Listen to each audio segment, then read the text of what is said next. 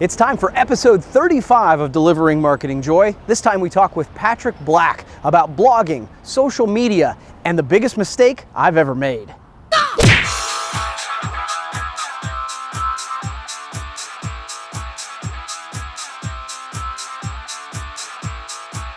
Hi everybody, and welcome to another edition of Delivering Marketing Joy. I am your host, Kirby Hasseman. Joining me today is Patrick Black. Patrick is the owner, CEO, head guy in charge of Perfect Imprints, and I really appreciate him taking the time to be here. Thanks, Patrick. Yeah, absolutely, Kirby. I'm very excited to be on the show. I love the show, and thanks. I love what you do with it, so excited to be here. Thanks, man. Appreciate it. Well, hey, let's jump right in. One of the things that I've noticed about you is you've clearly taken the strategy of blogging and social media. You do blogs on a regular basis to promote your business. One question I get all the time, and I'm curious, I bet you do too, where do you come up with topics? The client feedback and questions, that's a great place for me. Life experiences, as I'm hanging out with the family and I see something that is of interest that's related, then I use those experiences. I get a lot of ideas from reading. So reading books, other people's blogs. My wife inspires me. She's always challenging me and giving me good ideas.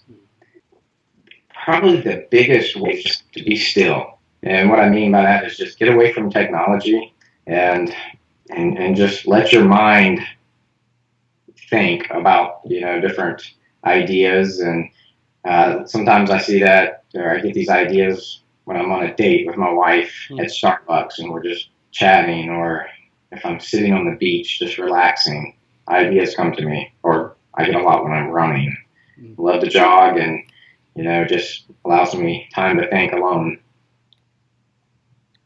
Yeah, those are my ways. Yeah, no, I tell you what, Patrick, I totally am with you about the idea of just allowing yourself to think. I think in this day and age, and it's really easy to just always fill the time, right? You're always thinking, oh, what's next on the phone? What's next here?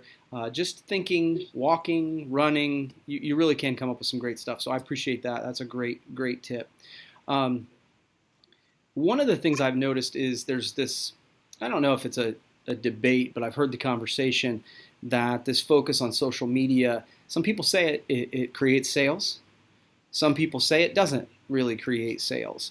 Have you experienced the blogging and social media? Has that helped you grow your business? If so, how? Well, I would have to say definitively, yes, it has grown my business. Now, it took me a while to probably come to that decision, though. You do the social media and you participate and you're posting daily or sometimes multiple times a day, and it just seems like you don't see any results. And then all of a sudden, something out of the blue, someone contacts you, or I've had a blog post go viral and get over 2 million views.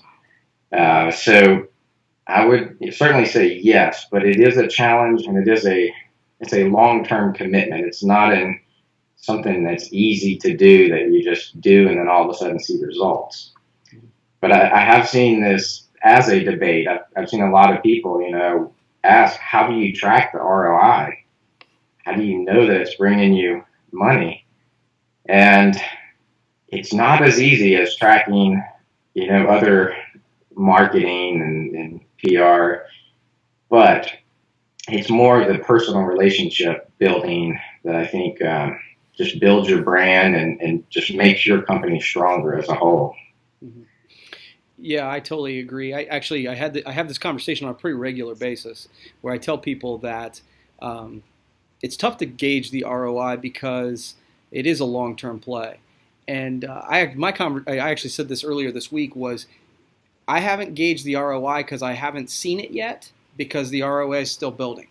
And I think that's the way you have to view social media as a part of your mix. And so it's great stuff. Totally agree. So one thing I've said is I contend, obviously you and I are both in the promotional products industry, and I actually contend that promo and social you combine them, they give you great power as a marketer. I guess, where do you stand on this? Agree, disagree? I do agree, and I actually recently just published a blog about rewarding your top social interactors with promotional products, and just doing it as a random, hey, thank you for participating. I appreciate the comments. Appreciate you always supporting my blogs, my posts. That's just a great way just to build that loyalty with your fans and friends. And of course, there's so many different opportunities to use promotional items along with social contests and just encouraging new followers and encouraging more engagement. A lot of areas that I'm not doing a great job on yet.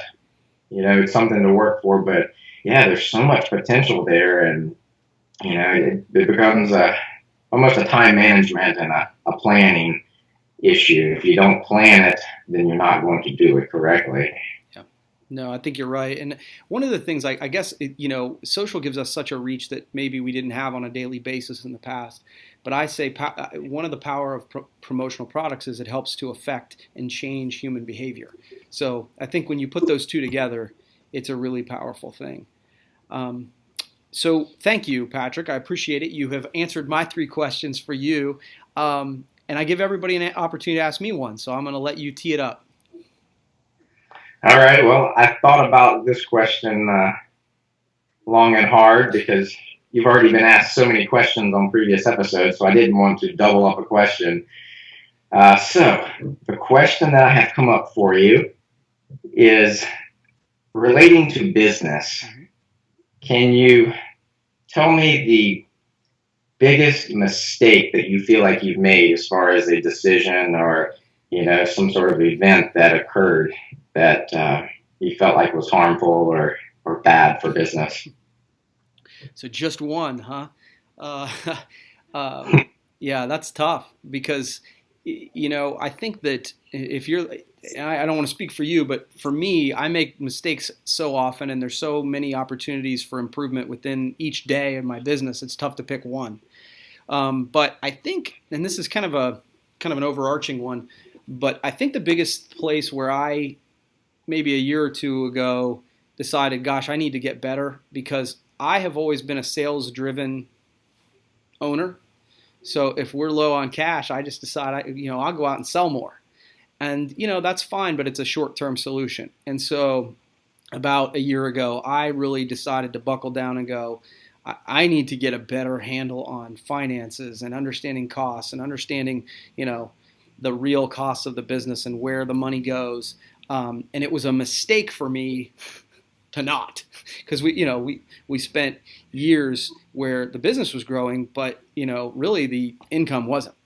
And obviously that's the goal ultimately, not only from the ability to make more money, but impact community and people. And so the biggest mistake I think I made was allowing finances to not be as big a focus as it should have been as an entrepreneur. And so I've been really working on that in the last year. I'm not there yet, but that's the place I'm spending a lot of my time for sure. All right, good answer. I completely feel your pain on that. So we need to chat later more about that because that's not my strong area either. For sure. Well, you get into it and you're a salesman, or you think, okay, I can just sell more and it'll solve it. And I think the goal is to get costs under control. So then when you sell more, that actually has an impact on the bottom line. So, right. Well, cool, man. Thank you so much, Patrick. I really appreciate you taking the time and being a guest, and we'll have to do it again sometime, okay? Yeah, absolutely. Thank you for having me, Kirby. I really appreciate it. No problem. That wraps up another edition of Delivering Marketing Joy. We will see you next time. Hey, thanks for watching, but wait! Can you do me a favor? Please subscribe to my channel. If you haven't done it already, the way to do it's right over here. And hey, if you want to watch the last episode, check that out over here.